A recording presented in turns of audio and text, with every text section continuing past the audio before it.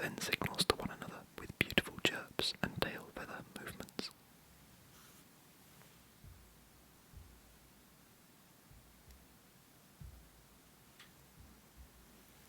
Fletchling, the Ember Pokémon. From its beak, it expels embers that set the tall grass on fire. Then it pounces on the bewildered prey that pop out of the grass.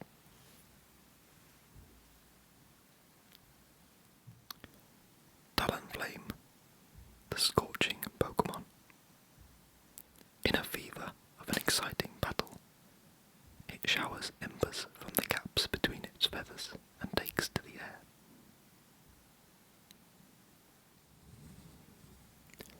Hello, everyone. My name is Hughie. Yesterday was the first Pokémon Go Community Day that featured a Pokémon from the Kalos region. Fletchling, the tiny robin Pokémon, is a normal and flying type, which evolves into Fletchling and then Talonflame, which are both flying and fire type Pokémon. Talonflame learned the Community Day exclusive move, Incinerate, if it was evolved during the eligible hours yesterday. As usual, there was a special research ticket for yesterday's event, and this month's was called The Bravest Bird Special Research Story.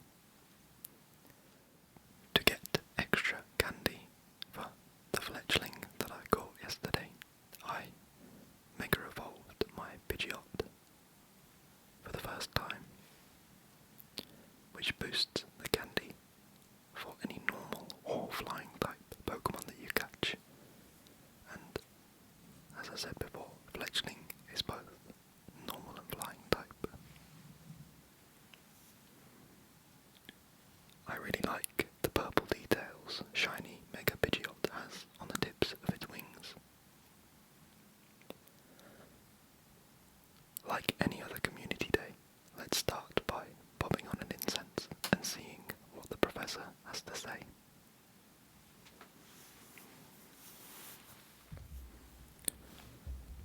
Hey there, trainer. How's your day? Personally, mine is going swimmingly, or should I say flappingly. You see, an enormous flock of Fletchling has just gathered nearby. I heard some Pokemon chirping up a storm, so I went to investigate, and found Fletchling as far as the eye can see.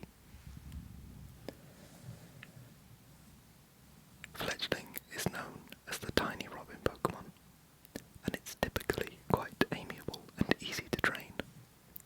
Send it into battle though, and you'll quickly see its more ferocious side. A fascinating little Pokemon, but as glad as I am to see it here, it's quite odd for so many to gather in one place.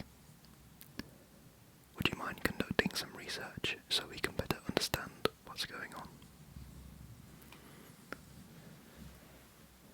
The professor gave us our first challenges for this special research story, and we had to power up a Pokemon 10 times, catch 15 Fletchling, and make 5 nice throws.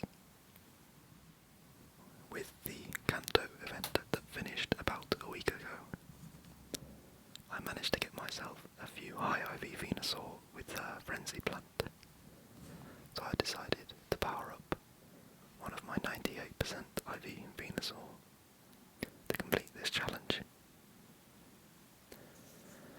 And Fletchling, I can tell you, is named the Tiny Robin Pokemon with good reason, as getting anything better than a nice throw is quite tricky because of its size. But with the triple catch XP that we had yesterday, it was nearly 7,000 XP for an excellent throw with a lucky egg on. The first stage of the research rewarded us with a Fletchling encounter, 10 pin-up berries, and 1,000 star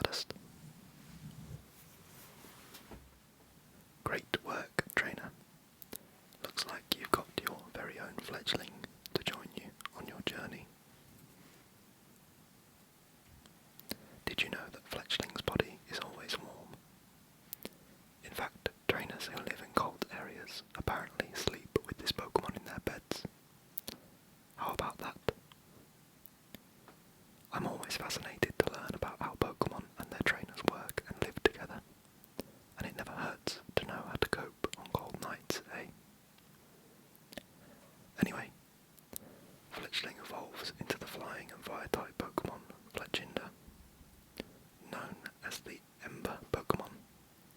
Fletchinder is extremely agile and aggressive.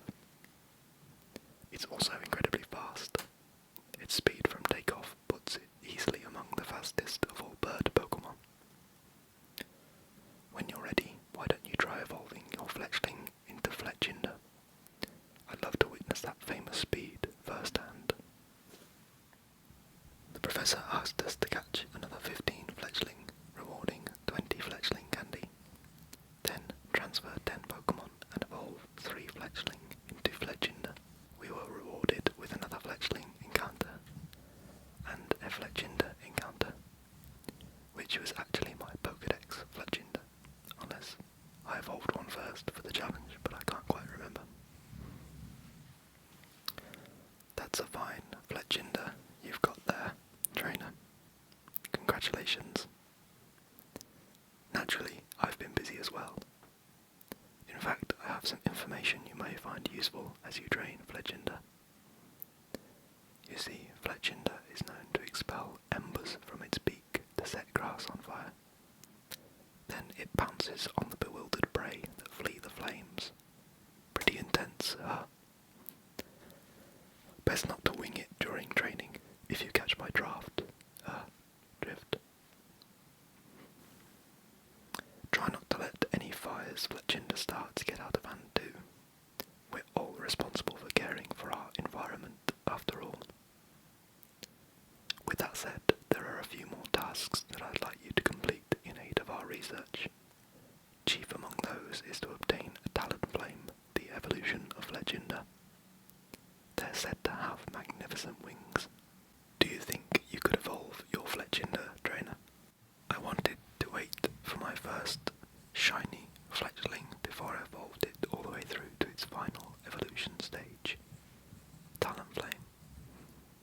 But I didn't catch my first shiny until long after completing all of these challenges.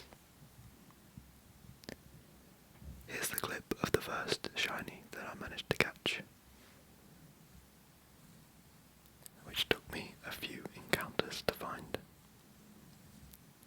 The underside of Fletchling turns into a light brown for its shiny coloration, and the tips of its wings are bright yellow instead of white.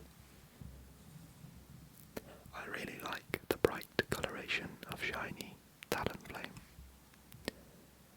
with the flame-shaped feathers on the ends of its wings, turning a really saturated red, making it seem like a powerful fire-type Pokémon.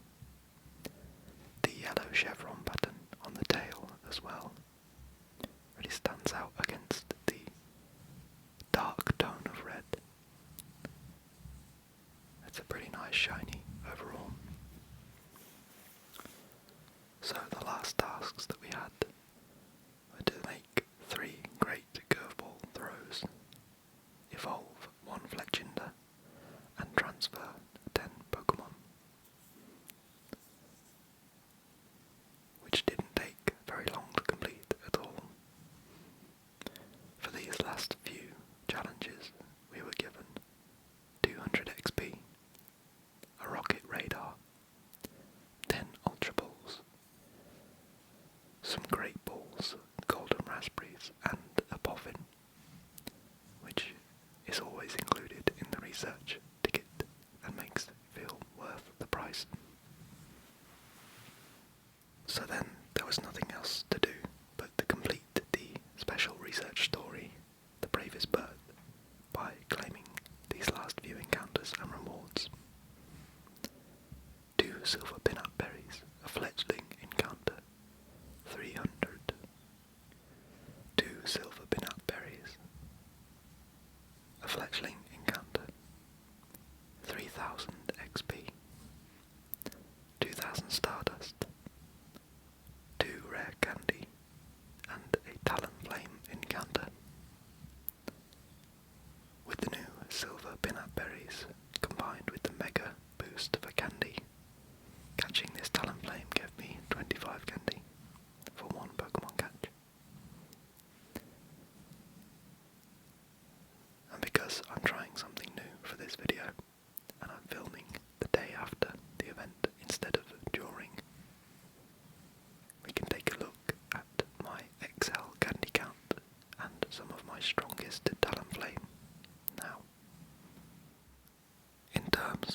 shiny Fletchling